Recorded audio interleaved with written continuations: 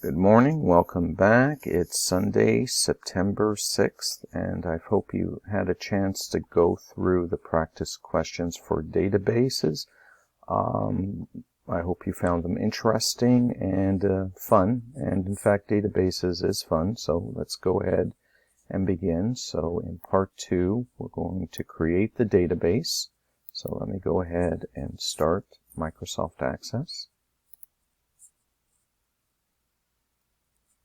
So we have some options here. We can select from a database template where it's already designed for us, or we can design it ourselves.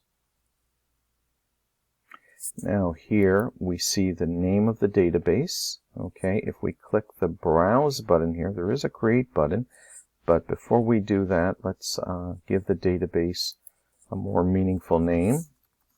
So we're doing the practice questions now. You can see the extension for this database at the end after the dot. And I'm going to click the Browse button. I'm going to put that somewhere specific so I can find it.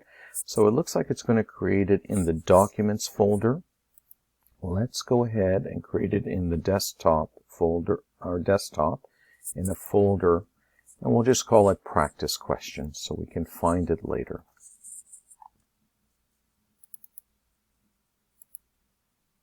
And now we can create our database. Alright, so here's the first table. Okay, so what do we need to do with the first table? Well, if we go back to part 1, okay, we can see in the table we need the title of a book, the author name, the publication date, and the ISBN. Okay, so let me push this on the side here. And so I can see both simultaneously. So what I'm going to do is I'm going to right click on that table. Right now it's just called Table 1. I'm going to go into Design View. I'm immediately prompted for the name of the table. This first table is called Books.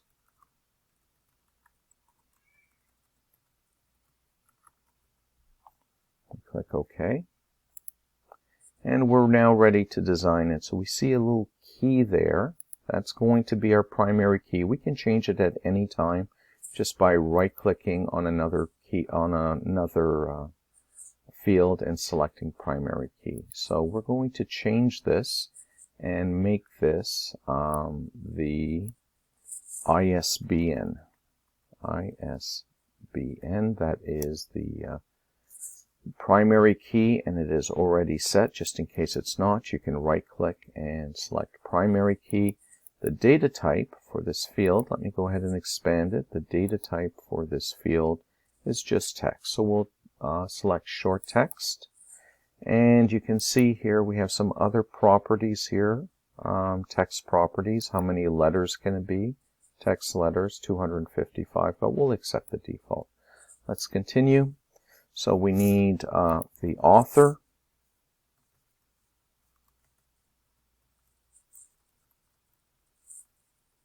the publication date, so I'll just put in here P date.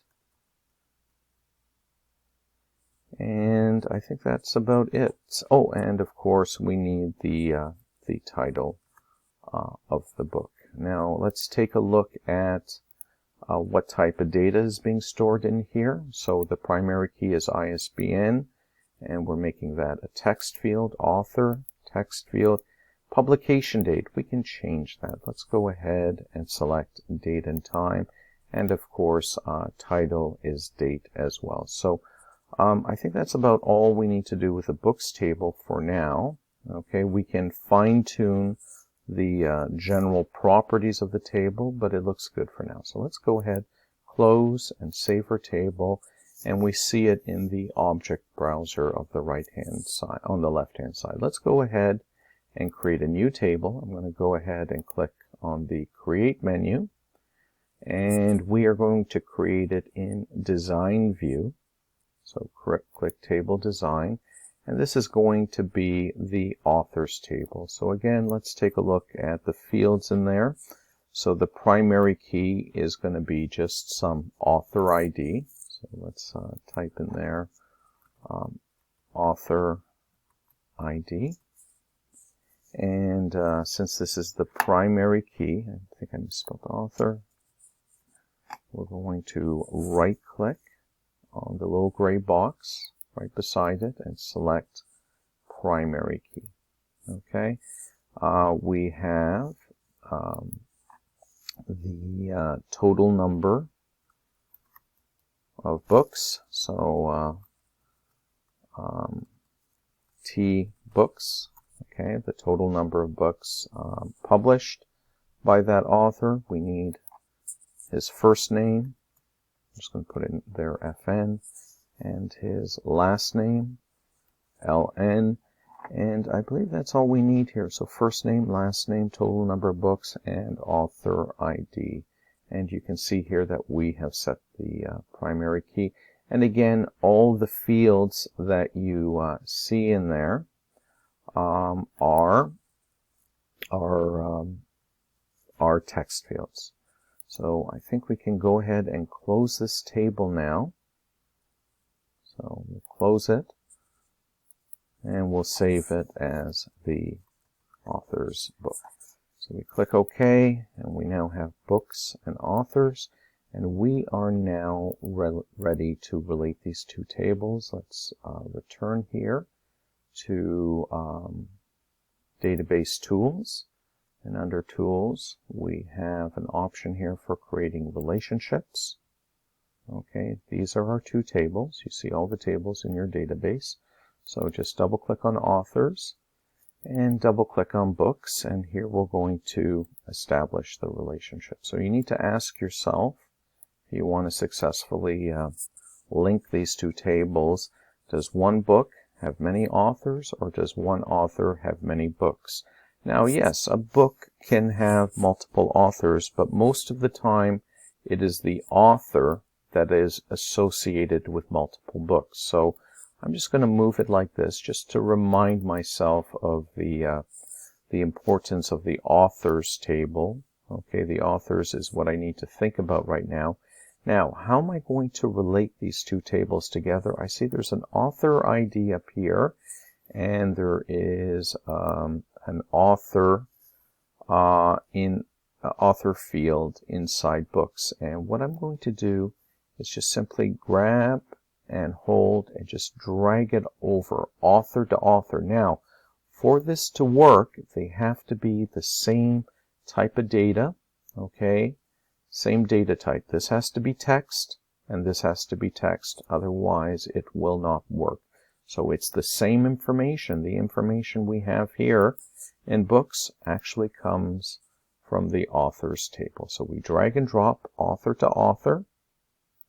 Drag and drop. We're establishing the relationship, author ID in the author table, author in the books table, and we can see it's a one-to-many relationship. So we go ahead and click OK, and we are done with that step. If I close the relationship window, I'm prompted if I want to save the relationship.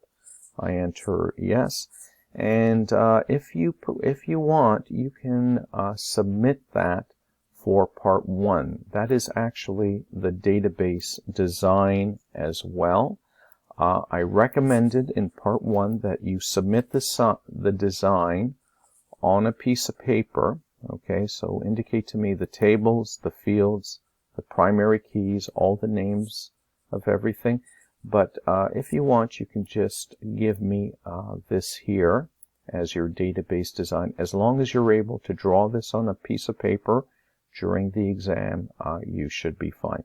So at this step, we are now ready to enter data into the two tables. So we have authors and we have books. You can go ahead and open those two up.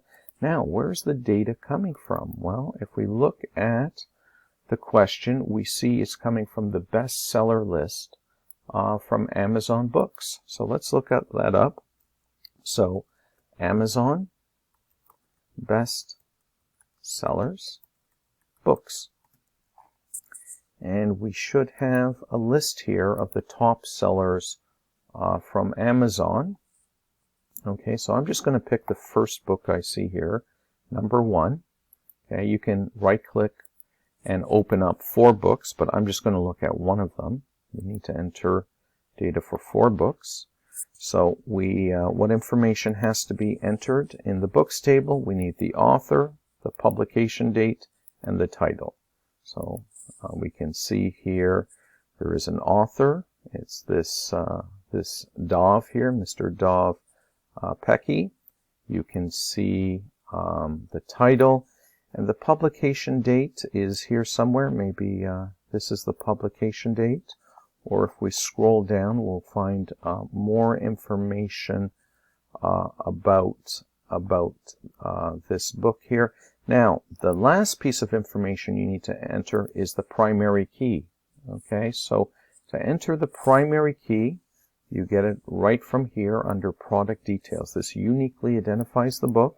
Doesn't matter whether you use ISBN 13 or ISBN 10, as long as you're consistent. So you would just simply highlight that, do a right click and copy, and paste that right into the ISBN field.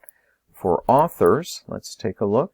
All right, so you need the author ID. So this is just going to be some random number and letters, as long as it's unique, as long as no 2 authors have the same primary ID, that's fine. You can put in the total number of books. Now, if you don't know what the total number of books are, just invent it. So this author has 21 books, his first name and his last name. And that's how you would populate the 2 tables with data.